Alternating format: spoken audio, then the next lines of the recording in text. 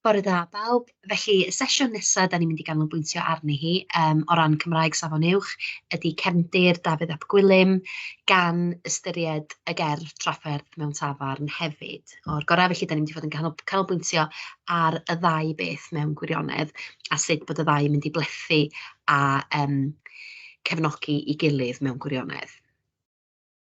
Felly,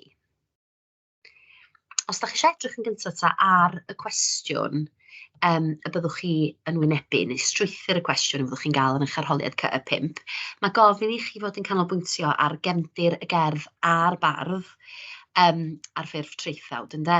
A mae disgwyl i chi hefyd ganolbwyntio ar arddull y gerdd, ynde? Yn ail ran y cwestiwn. Felly mae'n gryn dipyn i fynd drwyddo fo, a nifer o bethau i'w cynnwys yn amlwg. O'r gorau, felly, da ni'n mynd i fod yn trafod Cefndir Dafydd ap Gwilym a chefndir Trafferth mewn Tafarn. Felly, o ran y sleid nesaf, da chi'n gallu gweld, chydig bach o gefndir cyffredinol. Dafydd ap Gwilym, da ni'n sôn am uchelwr yn fan hyn, oedd yn barddoni rhwng 1340 a 1370. Wedi ei eni Ro Gynnin, Llanbadarn Fawr, ac o deulu dylanwadol iawn yn y deheubarth. Ei brif nofro i forhael o Went, a hefyd, beth sy'n bwysig i ni nodi ydy bod o'n gymeriad lliwgar tu hwnt. Ac yn y cyfnod yma, pan oedd chi'n disgwyl falle i farddoniaeth fod yn fwy traddodiadol ac yn fwy sych i natur, mi oedd Dafydd ap Gwilym yn gallu gwthio'r ffiniau yn y cyd-destun yna. Nawn ni sôn chydig bach mwy am hynny nes ymlaen. Bardd natur a bardd serch, a dyna be oedd dau oedd i leit, so bod o'n mwynhau natur ac yn bennaf oll yn mwynhau serch. Reit, felly pan fyddwn ni'n dod i sôn am Trafferth mewn Tafarn, oedd yn cael ei ystyried yn gywydd tro trwstan, a nawn ni sôn chydig bach am sut oedd y dylanwadau Cymreig ar y cywydd, a sut oedd y dylanwadau Ffrengig hefyd wedi dylanwadu ar ei waith o. Felly, lleoliad ddim yn sicr, ond mae canfyddiad neu mae rhyw fath o debygrwydd mae yn rhosir yn Niwbwrch Ynys Môn. Mae'n sôn amdano fo. Mae o'n gywydd yn y person cyntaf. Dafydd ydy'r carwr dioddefus a'i nod o yn y pen draw ydy ildio i'w chwant a cael treulio noson efo'r ferch. Mae'r ferch yn ddienw, ond un o'r merched sydd yn amlwg iawn yng ngwaith Dafydd ap Gwilym ydy Morfydd, un o'i brif gariadon o. Roedd hi'n briod, llysenw i gŵr oedd y bwa bach, byw ger Aberystwyth, yn dod o deulu da, a falle bod y llun ddim yn mynd efo'r disgrifiad, ond yn debyg bod gwallgola, eilia tywyll, a mae o wedi cyfansoddi 80 o gerddi iddi hi.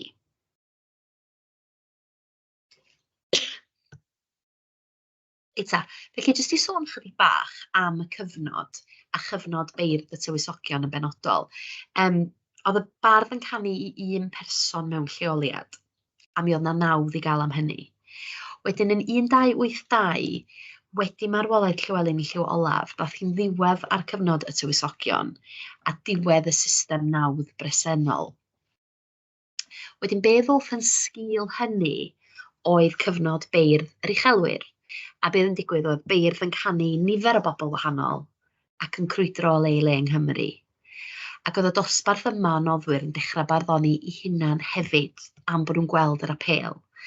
Felly, os fedrwch chi edrych ar y diagram bach yma, oedd cyfnod beirdd y tywysogion wedi dod i ben, a oherwydd cwymp hynny, daeth dosbarth newydd o dirfeddianwyr, ac oherwydd wedyn y system nawdd bresennol, neu'r beirdd yr uchelwyr newydd yma, mi oedd yr uchelwyr yn noddi'r beirdd, a wedyn sefydlwyd y system yma o system gler. A nawn ni sôn chydig bach yn nes ymlaen am beth yw ystyr cler a clera. Felly, os da chi eisiau jyst cymryd eiliad i edrych ar y diagram ac i drio cofio y cyfnod yna, beirdd y tywysogion a wedyn beirdd yr uchelwyr.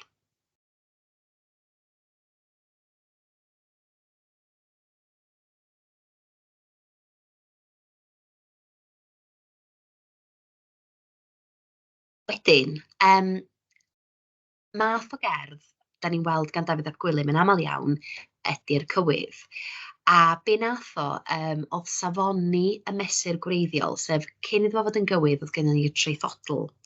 Ac os fydwch chi drio cofio'r term traethodl, be nath Dafydd ap Gwilym wedyn oedd safoni a mireinio y traethodl drwy osod cynghanedd ym mhob llinell.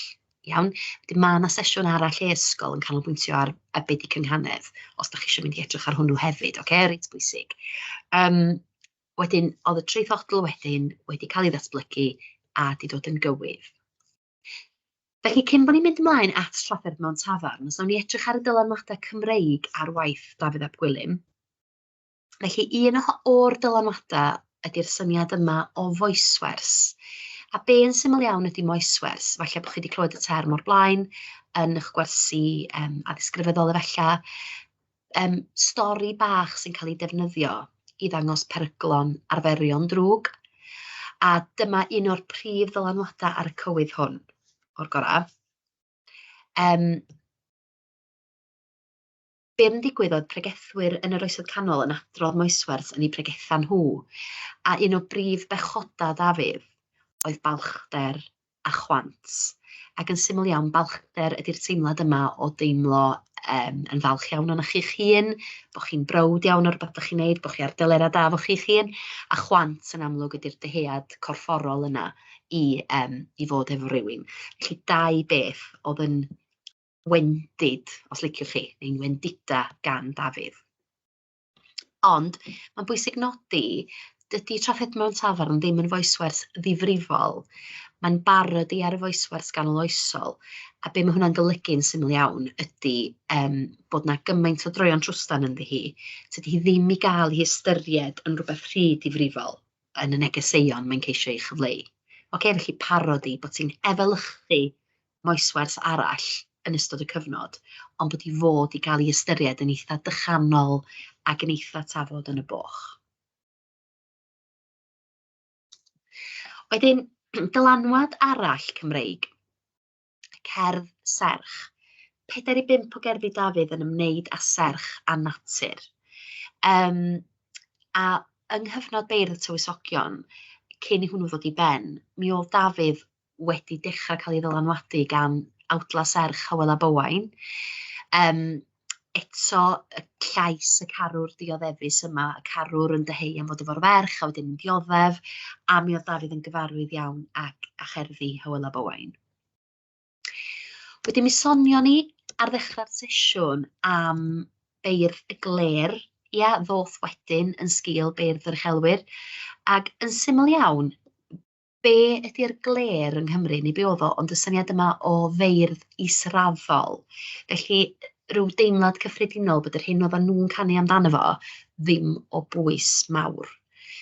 Oedd serch yn cael ei ystyried yn thema israddol ddim yn bwysig, bod rhywun yn gallu canu am serch, a bod y cerddi yn canolbwyntio ar bethau fel genedigaethau, caru, marwolaeth, bod rhain yn brofiadau sylfaenol pobl. A bod nhw wedyn y syniad yna o'r hierarchi yma yn parhau yn ystod y cyfnod o edrych i lawr ar y teimlad israddol yma.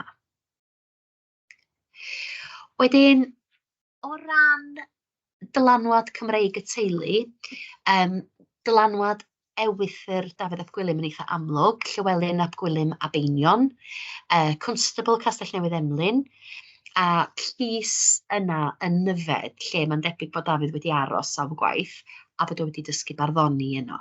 Felly mae yna'r syniad yma o gyfeirio at statws a swyddi a'r dylanwad gafodd o gan ei ewythr.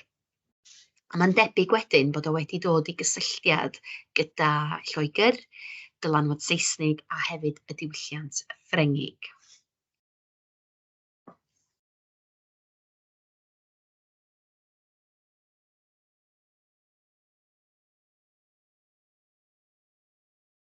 Reit. Felly, nawn ni symud ymlaen at y rhan nesaf, sef y dylanwadau Ffrengig. Felly, mi oedd yna dylanwadau Cymreig a Chymraeg, ond mi oedd yna hefyd ddylanwadau Ffrainc ar ei ganu fo. A un ohonyn nhw oedd y syniad yma o chwedla y ffablio. Ond ta chwedla Ffrengig oedd yn canolbwyntio ar droeon trwstan. Mi oedd rhyw neu'r awydd am ryw yn ganolog i'r ffablio. Mae tric cyfrwys yn fodd i gyrraedd y nod fel arfer, a mae yna narratif trydydd person. Felly pan fyddwch chi rwan yn astudio Trafferth mewn Tafarn, os newch chi hefyd gael cyfle i edrych a darllen am gefndir y ffablio yn Ffrainc, fel bod chi'n gallu tynnu cysylltiadau rhwng y ddau. Okay? Y syniad yma o fod eisiau canolbwyntio ar y corfforol ac ar y chwant, a'r syniad yma o geisio cyrraedd y nod yn y pen draw. Dylanwad arall, y trwbadwriaid a'r trwferiaid, byddwn ni'n sôn am rhain yn y man, beirdd crwydrol o Ffrainc oedd yn canu mewn tafarndau ac yn canu cerddi poblogaidd yn yr oesoedd honno, yn yr oes honno. A be oedden nhw'n dueddol o wneud oedd gwneud hwyl am ben a dychanu a profocio a herio'r syniad parchus yma o barodio yr emyna yn ei cerddi. Felly, os ydych chi'n meddwl bod emyn yn rhywbeth yn cael ei ystyried yn bwysig ac yn sanctaidd ac yn draddodiadol, oedden nhw'n dueddol o wneud hwyl am hyn. Ac oedd eu ffocws nhw hefyd ar gerddi erotig. Ac yn amlwg, da chi'n gallu gweld gobeithio sut mae hwn wedi apelio at Dafydd ap Gwilym. Wedyn, yr Alba, cerdd serch Ffrengig yn cael ei chanu gan y trwferiaid. A'r syniad neu'r cysyniad mewn ffordd y tu ôl i'r Alba oedd bod gennych chi ddau gariad yn treulio'r noson gyda'i gilydd cyn cael ei gorfodi wahanu pan oedd yr haul yn gwawrio. Wedyn eto pwysles yma ar yr byr dymor a bod serch yn rhywbeth i'w fwynhau, bod o'n rhywbeth i beidio poeni gormod am oblygiadau y fori, ond eto i ildio i'r teimladau yma, ac wrth gwrs oedd hwn wedyn yn dylanwadu'n fawr ar waith Dafydd ap Gwilym. Felly, unigryw iawn fel unigolyn, fel person, wedi gosod stamp i bersonoliaeth ar yr holl dylanwadau hyn, a be gawsoch chi wedyn oedd gwaith cwbl newydd a ffres, ac falle rhywun oedd yn edrych yn wahanol iawn yn y cyfnod, ac yn wahanol iawn efallai i'w gyfoeswyr yn y ffordd oedd o'n mynd o gwmpas pethau, ac yn y ffordd oedd o'n gweld y byd. Iawn. Felly, nawn ni symud ymlaen at Trafferth mewn Tafarn, gan i bod ti'n gerdd y byddwch chi yn ei hastudio ar gyfer eich arholiad.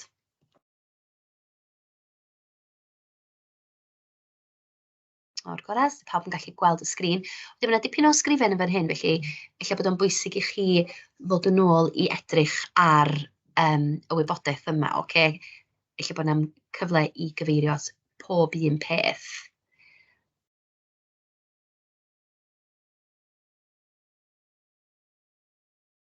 Ymddiheuriadau. Na i fynd yn ôl at y sleid ydw isio.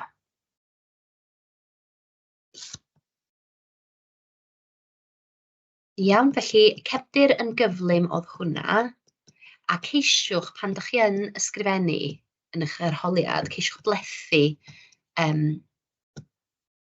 y cefndir a chefndir y gerdd hefyd gyda'i gilydd. Okay. Reit, ta. Felly, Trafferth mewn Tafarn. Yn gywydd enwog iawn, a ella mwy adoniol a difyr Dafydd ap Gwilym.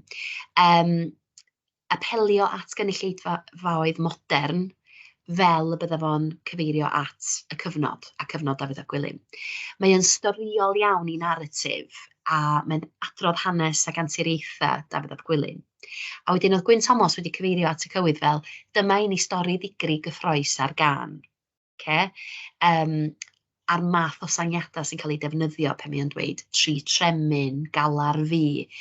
Bwriad y cywydd ydy rhoi difyrrwch i'r gynulleidfa. A dos i'm isio gormod o ddifrifoldeb, maen nhw isio stymiau corfforol i wneud pethau'n ysgafn ac i bwysleisio'r berthynas agos sy'n rhwngth o'r gynulleidfa. Mae Dafydd ap Gwilym yn gwneud llawer iawn o hunan wawdio i ddangos bod y berthynas a diddannu'r gynulleidfa yn rhywbeth pwysig iddo fo yn fan hyn.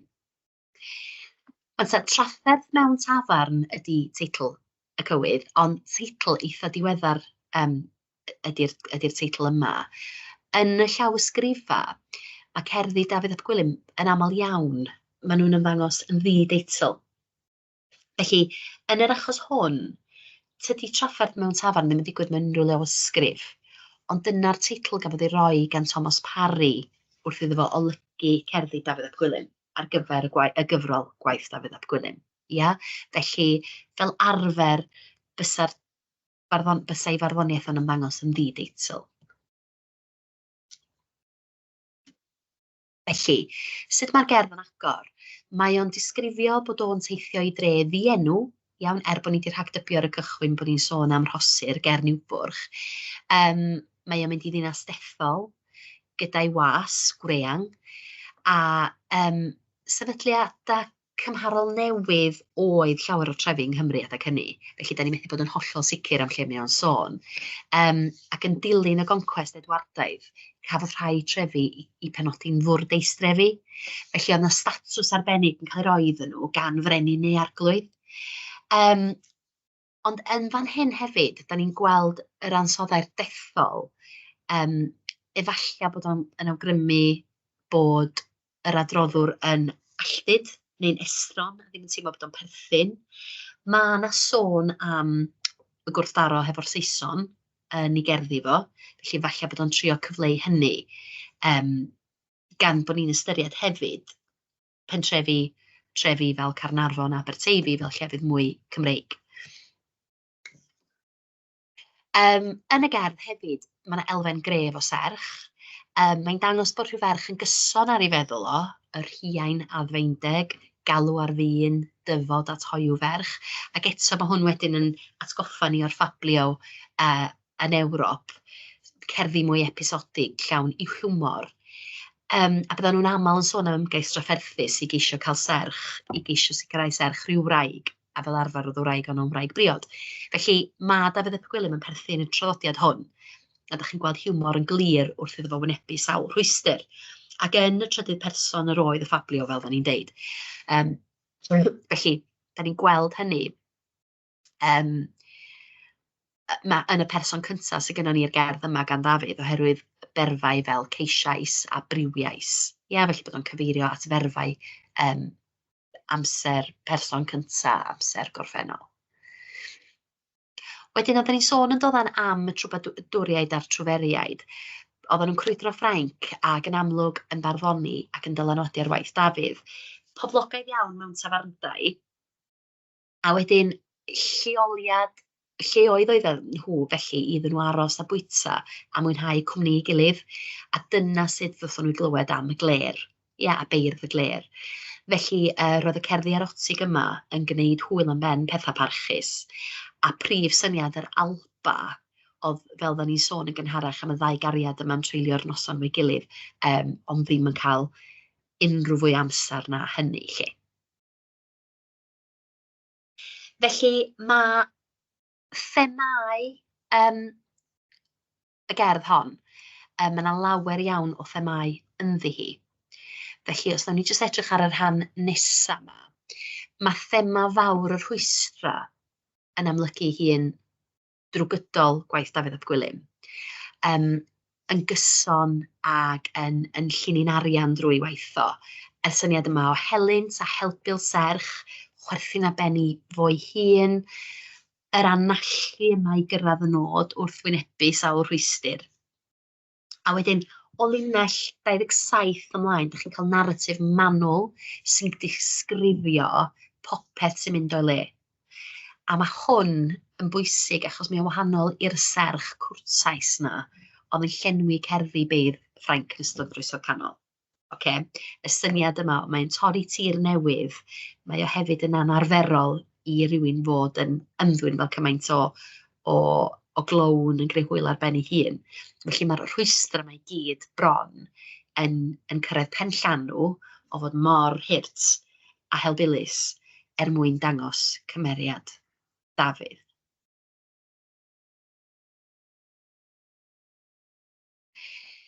O ran be arall sydd yn is-thema yn y gerdd, mae rhai yn dadlau bod yn sôn am ymateb y Cymru i ystradebau negyddol amdanyn nhw yn y cyfnod, a'r syniad o sut oedd y Saeson yn gweld y Cymru a'r Cymru yn gweld y Saeson.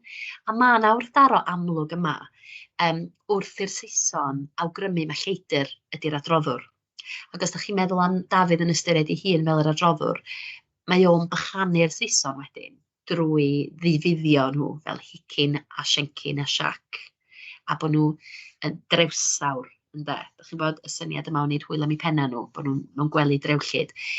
Mae'n bosib felly bod y gerdd yn fynegiant o rwystredigaethau Cymru yn y cyfnod, bod nhw'n teimlo bod nhw'n israddol yn eu gwlad eu hunan, yn eilradd mewn trefi yn eu gwlad eu hunan.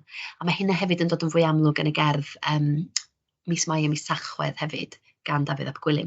Y syniad yma o fod yn hysgod y brwydra sydd wedi bod efo'r Saeson.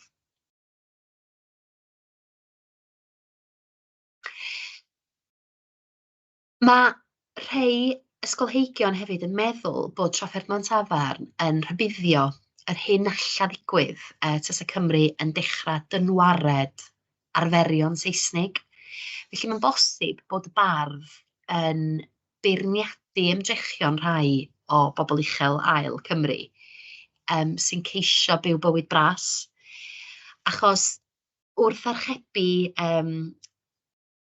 gwin drud a chig drudfawr, mae yna awgrym bod o'n ceisio efelychu y byd yna, achos ydych chi'n cofio, mi oedd o'n uchelwr, mi oedd o deulu uchel ail. A wedyn mae'n bosib bod methiant yr adroddwr i gyrraedd y ferch yn creu'r neges i fod ar fai am geisio dynwared yr haen ucha ma'n y gymdeithas. A wedyn, mewn ffordd, be sgynnoch chi ydy yr parodi yma ar y foeswers ganoloesol yn ymddangos eto. Felly, mae'r cywydd yn gampwaith. Mae'n gywydd dramatig iawn. Mae'n ddoniol. Mae'n llawn tyndra, delweddau, a mae yna gymaint o sangiadau ynddi hi fel cywydd. Mae yna ymdeimlad cryf o bersona Dafydd ap Gwilym neu'r adroddwr, a da chi'n gallu ochri fo fo, cyd-ymdeimlo efo fo drwy gydol y noson efo'r holl bethau yma sydd yn dod i'w wyneb o a'r troion trwstan sydd yn digwydd. Da ni'n gwybod bod o'n hoffi gwin, da ni'n gwybod bod o'n hoffi bwyd a merched, a da ni wedyn yn dod i ddysgu dipyn am y math o bethau a'r tensiynau sy'n bodoli yng Nghymru, a'r gwrthdaro yma sy'n bodoli, wrth i bobl o wahanol gefndiroedd a diwylliant ddod i gysylltiad efo'i gilydd. Felly, gyda hynny, os dawn ni jyst mynd yn ôl, felly, jyst i grynhoi ac i ddod â'r holl beth at ei gilydd, oedden ni yn trafod Dafydd ap Gwilym, oedden ni'n trafod y cefndir a chydig bach ar Trafferth mewn Tafarn. Felly, fel da ni'n dod â'r sesiwn i gloi, os gawn ni jyst mynd yn ôl ac edrych yn gyflym iawn ar yr adnoddau a'r wybodaeth da ni wedi drafod.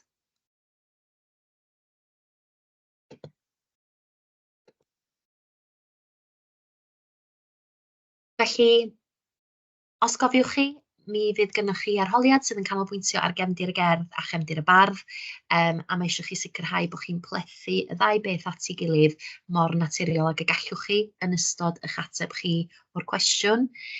Wnaethon ni drafod Dafydd ap Gwilym o safbwynt y cyfnod, bod o'n uchelwr, o Fro Gynnin, Llanbadarn Fawr, bod o deulu dylanwadol iawn yn y deheubarth, a mae'r prif bethau oedd o'n mwynhau barddoni amdanyn nhw oedd serch a natur. Cywydd tro trwstan ydy Trafferth mewn Tafarn, a cywydd yn canolbwyntio ar Dafydd fel y carwr dioddefus. Merched yn hynod o bwysig, Morfydd yn ddienw yn y gerdd, o bosib gallwn ni ystyried na am Morfydd Meo Sôn, ac mae wedi treulio llawer amser yn barddoni ac yn gwneud hwyl am ben i gŵr hi. Wnaethon ni sôn yn do am beirdd y tywysogion, cyfnod beirdd y tywysogion yn dod i ben yn 1282, wedyn datblygwyd system nawdd wahanol oherwydd beirdd yr uchelwyr, nifer o bobl, ac oedd y dosbarth yma o noddwyr yn dechrau barddoni hunan hefyd. Felly yn fanna wnaethon ni edrych yn do ar y system nawdd.